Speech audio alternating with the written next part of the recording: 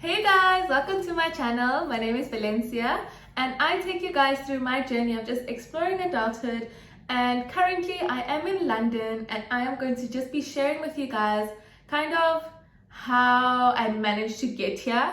I've only been in the country for, I think today's the 22nd, 23 days now, and I just don't want to forget all the things as I keep getting like caught up in like work and things get hectic. So I am going to essentially just be sharing with you how to go about trying to make the move to London. So I think the first thing that's very important is, what is it that you're going for, right? So for me, one of the reasons why I wanted to come to London was just because I wanted to explore. And when I started my CA journey, I was kind of told that the world was going to be my oyster, right? And that meant for me like going on secondments, going to different countries, and that didn't happen because of COVID. And then in one of my videos, I did say kind of the events that led me up to it. So I'm not going to go into too much detail now, but I was like, hey, let's consider London. And thankfully, because of the career field that I'm in, it is, at least you have a better chance of actually getting into or relocating because of work. So as someone who studied the CA stream, I'm currently just eligible to register. Sorry, I ran this morning and on my chest. Currently, as someone that's eligible to register as a CASA, I was able to apply. So I applied to not all the companies. I applied to PwC, I applied to Deloitte. I was going to apply to EY and I applied to BDO, and I just hadn't applied to KPMG just yet. It wasn't like a personal preference. I just wanted to apply and I knew that I wanted to go. And at the time that I was making the decision, for me, it was kind of just like, okay, if my goal is London and not specific to a specific company, I actually literally just took whatever came first. And that's how I ended at the company that I'm at now. I was also just kind of looking for something different than what I'm used to. I just wanted to really find a space where I was going to be able to grow, and I chose to stay in auditing because I kind of thought that audit would be the best way to kind of get out of the country, because I felt like it's kind of harder for people to justify. For example, if I wanted to go into consulting and I don't have any consulting experience, so why would we hire you? So that's kind of why I decided to stay in audit. And while we're here now, I'm here in London, so I guess my kind of plan of going the audit route definitely did pay off. So I guess another thing that's important is, okay, obviously applying. I started applying in June. But some companies only have interviews quite later in the year, around September, October-ish. So if that's the time that you're going to look to apply, then if you're willing to wait. For me, I kind of just wanted to sort myself as soon as possible because I didn't like anxiety. And the firm that I'm with now was the first people to get back to me, and I wanted to be sure. I don't like, it was very stressful. But yeah, some firms only have their processes late in the year, but it's good to start the inquiry process in the last 6 months of the year.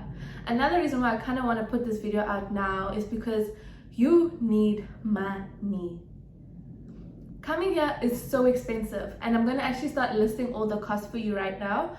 But if moving to London is something you're considering, you need to save as much as possible, because actually, before I actually go there, let's go into the costs. So applying for a job, that's nothing, there's like nothing involved there. You get your job, you get your offer, make sure your contract is like, all in good standing, and look at any allowances that they give you, and whether they also cover like any visa costs. So I don't know if this is UK specific, but just remember I'm speaking purely from my own experience. But in order to get your visa, you need to do a TB test. And you can't just do the TB test anyway. It needs to be 6 months so you need to be arriving in the country within the next 6 months. So you can't do it in April because it's not going to be valid for, let's say your contract is starting in January. But you need to do a TB test. There's a specific website that you actually need to go to, and specific clinics that do this. This is the IOM. So if you search for IOM TB test, you just need to call them, make an appointment, they give you a reference number, and then you pay for it. At the time of shooting this video, or rather the amount that I had to pay, was 2,500. That's only the first cost. So you need 2,500 to do your TB test. The next one is to come to the UK. They kind of like, the way I put it in my head, I'm not like saying 100% this is the definition, but for me it's kind of like they want to make sure that you can speak the language, right?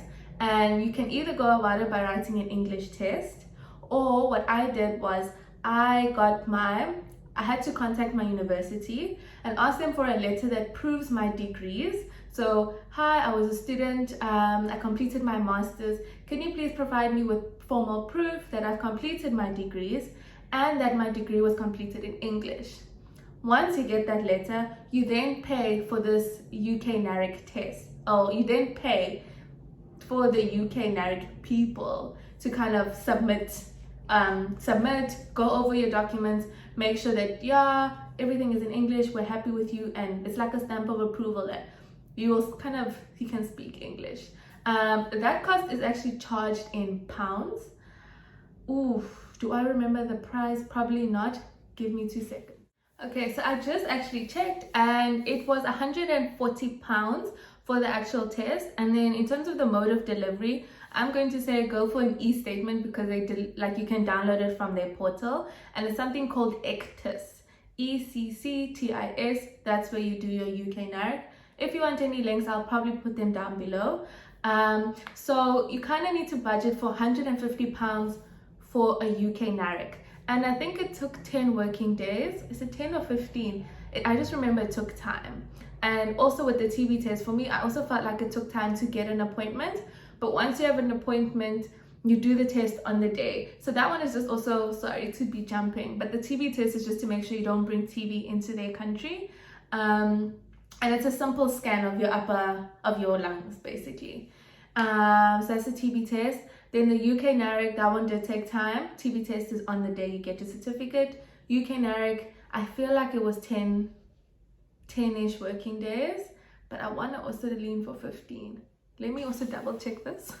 So my test actually did take 10 days, and yeah, you submit your things, they do what they need to do, and happy days, you get it, you can download it from the portal and you're sorted. The next thing that's important is your visa. The visa process, if you just do it, you don't want to do anything priority. You register online, submit all the documents, and then what you need to consider here is just the cost of it. So the cost of the visa itself my visa is only for 3 years, and then that's obviously conditional on whether I stay even longer. The visa on its own was around 13,000. And then there's also something called the NHI surcharge. And that's just paid over because here the NHI is free, you get free healthcare. But because you're a foreigner, you kind of need to, you don't just come here and it's free. You need to pay a surcharge to kind of make up for the fact that you haven't been here contributing through taxes and whatever. That costs, it was almost 40,000 Rand.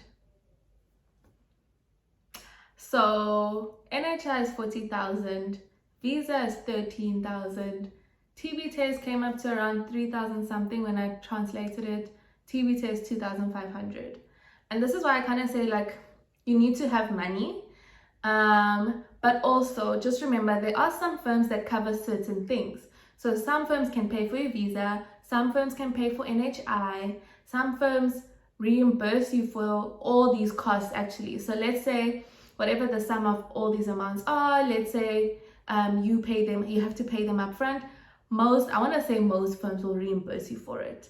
But because you need to have the initial capital on hand, that's kind of what makes it difficult. Some firms also offer a loan to help you cover all these costs. So at the end of the day, it's really just dependent on the contract that you are offered and the benefits that come into it. And that was kind of one of the deciding factors into me going with my certain company, was because I liked my package and I liked the allowances. I liked that they paid for certain things. So in my situation, my visa and NHI was covered. And for me, that was the biggest expense. I don't have that money. And then in terms of like my TB test, UK NARIC, they were going to reimburse me. And luckily, because I started it early, I had the funds available. So definitely, if you want to move to London, guys, you just need money.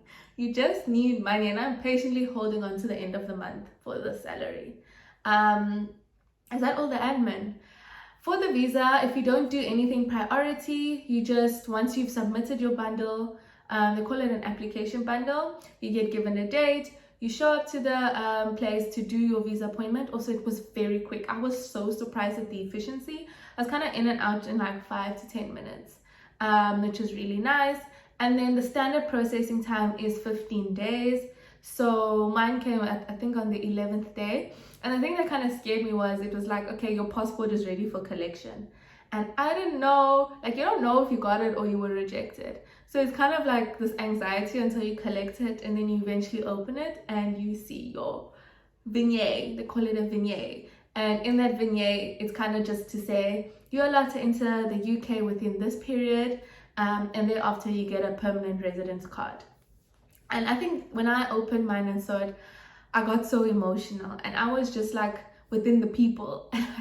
Eventually, when I got to my car, I broke down completely. I called my mom, I was just crying about it. And I think for me, it was just, I couldn't believe that this little girl that came from the situations that I've come from, you know, that's done so much, you know, I have this opportunity to go to London. I'm not gonna say it was always something of my dreams, but once I had the idea that I want to go to London, nothing, like I couldn't see anything else. And now it's just so surreal to know. I'm even getting like a bit, it's so surreal to realize that one, they're happy with me to come.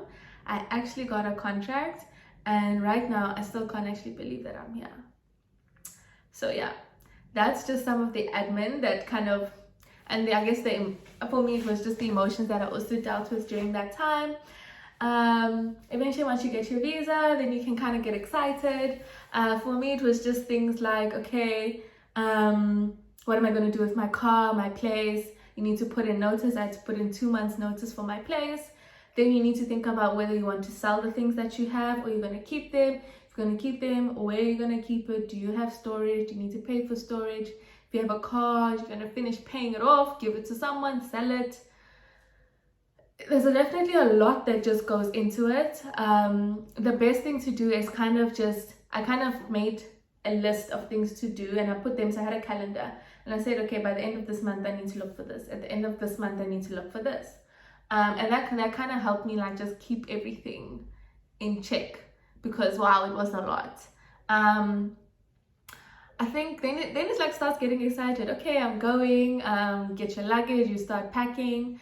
In terms of packing, only pack winter stuff. That's what I did. I just decided to forego any summer stuff. And actually the clothes here are so much better. So I'm happy with that. But at the time that I was traveling, there was also, so we got off the red list, and then we got back onto the red list, and it was stress about quarantining. The cost for quarantine, that's another ridiculous thing. So I think just because of COVID, just be very careful of what the situation is. Are you allowed into the country? There is like a website that I think it's gov.uk that constantly posts like updates about these things, so always just be aware of those. The only other thing was, I think I just needed pre-departure COVID test, needed to book a COVID test on arrival, and well, I think that was actually it.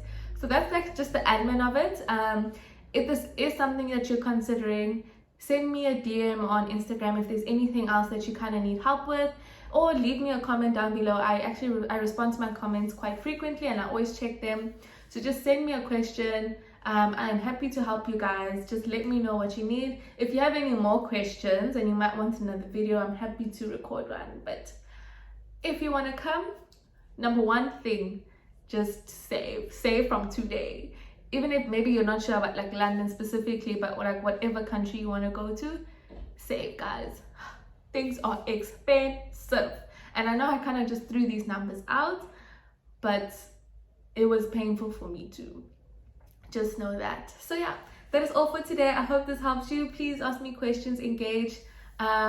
You do not need to go through this process on your own. I just want you guys to kind of just be prepared and know what is to come. And just remember, these are the prices for 2021. Don't know what it's going to be like at the end of 2022 and moving forward. So that's just my caveat, that's my disclaimer. I'm not an immigration expert, not an expert in this thing. So yeah, I will see you guys in my next video. If you're going, good luck to your future endeavors, to wherever you want to go, and I will see you guys in my next video. Like, comment, and subscribe. Bye.